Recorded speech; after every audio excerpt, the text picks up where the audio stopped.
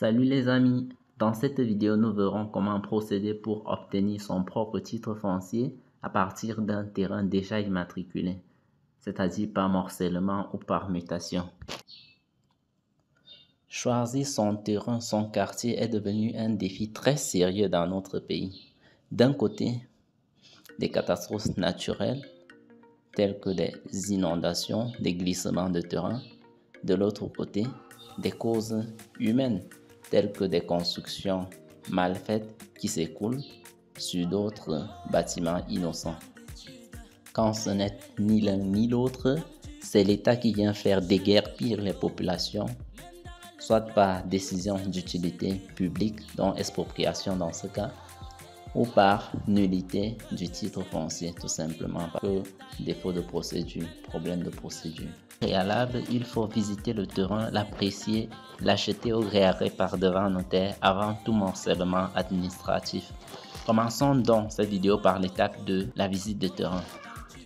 Lors de la visite de votre future parcelle de terrain, il y a plusieurs détails qui vous seront importants.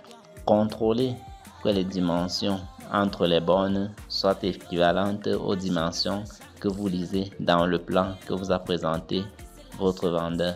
Prêtez attention prioritairement à la largeur de la façade principale, le côté qui donne accès à votre parcelle. Il faut que cette façade soit assez grande pour les véhicules personnels et les véhicules de chantier. Observez que vos bornes n'empiètent pas la parcelle voisine, le terrain riverain et vice-versa. Donc il faut aussi jauger la distance entre votre terrain et la route principale et l'axe principal. Vérifiez également l'accessibilité de votre terrain, si votre terrain est plus ou moins accessible, accidenté ou pas.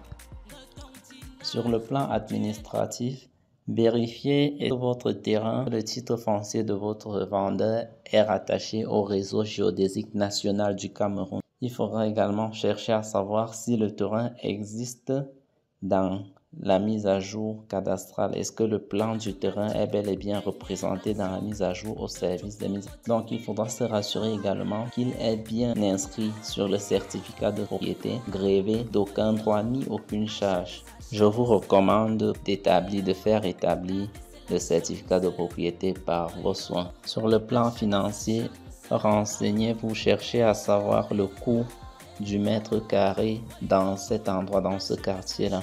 Par exemple, en demandant à un voisin qui est déjà installé, ce prix-là, c'est le prix du gré à gré entre vous et le vendeur. Il faudra également vérifier le prix de la parcelle selon la mercuriale, parce que c'est avec ce prix-là que vous paierez les impôts et les taxes foncières. Je vous conseille aussi d'inspecter la topologie et le type de drainage qui se présente.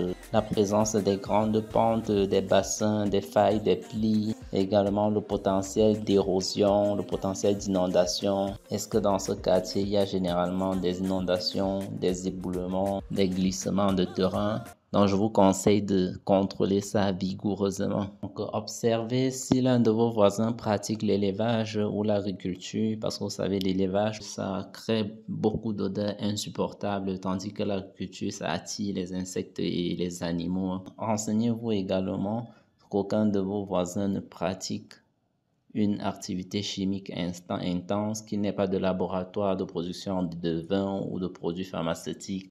Et également, si les immeubles ne tombent pas dans ces quartiers-là, s'il n'y a pas d'inondation, tous ces facteurs-là sont importants parce qu'ils feront partie de votre quotidien. Vous comprenez le contexte camerounais, il y a des incendies, il y a des inondations dans les grandes villes, il y a des maisons qui tombent sur d'autres maisons dans les grandes villes. Donc tout ce qu'on dit là, c'est pas tabou, c'est vraiment réel et ça risque de faire partie de votre quotidien si vous ne prêtez pas attention à tous ces détails-là. Donc, se renseigner également s'il n'y a pas de projet étatique prévu dans cette zone-là, si le gouvernement ne projette de rien faire dans cette zone, si le terrain ne sera pas finalement exproprié. Sur le plan social, intéressez-vous au standing du quartier et au type de communauté qui vivent dans ce quartier. Par ailleurs, renseignez-vous sur le taux de criminalité dans ce quartier. Est-ce qu'il y a des agressions? Est-ce qu'il y a des viols, des crimes, des enlèvements, des kidnappings? le vol, la sorcellerie. Renseignez-vous sur tout ça. Bon, donc ça fait rire, mais on est en Afrique et c'est vrai. Renseignez-vous sur tout ça. Donc, toutes ces caractéristiques démographiques, parce que vous risquez de vous installer à vie pour le restant de votre vie. C'est donc important, c'est primordial même. Pour la visite de site, il n'est pas recommandé d'aller seul. Faites-vous plutôt accompagner d'un parent qui a de l'expérience dans le foncier et d'un géomètre, pourquoi pas. Maintenant que vous maîtrisez parfaitement la parcelle qui vous intéresse, concrètement, quelles sont les étapes du morcellement administratif? Qu'est-ce que vous dépensez? Vous devez dépenser pour l'achat de la parcelle sollicitée au prix de gré à gré avec votre vendeur. L'achat ou la vente se fait exclusivement par devant notaire. Bon, rendez-vous uniquement dans une étude notariale. N'allez pas dans un cabinet d'avocat. Vous devrez par la suite payer les émoluments du notaire qui doit établir l'acte de vente, vous faire signer les procès-verbaux, transporter tout le dossier à la conservation foncière, enregistrer, calculer les impôts et les taxes foncières que vous devez payer également et retirer le dossier chez le conservateur pour vous le transmettre dès que le titre foncier est prêt.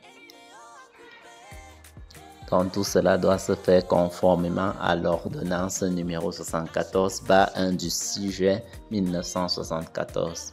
Vous devrez également dépenser pour le géomètre en charge de la partie technique de votre dossier, c'est-à-dire que c'est lui qui assure le bornage de votre future parcelle, qui remplit les feuilles techniques des procès-verbaux, conçoit le plan de votre parcelle et il se charge aussi de les imprimer. Il fait signer les plans par les autorités, dont le chef-service cadastral, l'achat des certificats d'accessibilité et d'urbanisme, l'achat et la pose des timbres et d'autres éléments importants.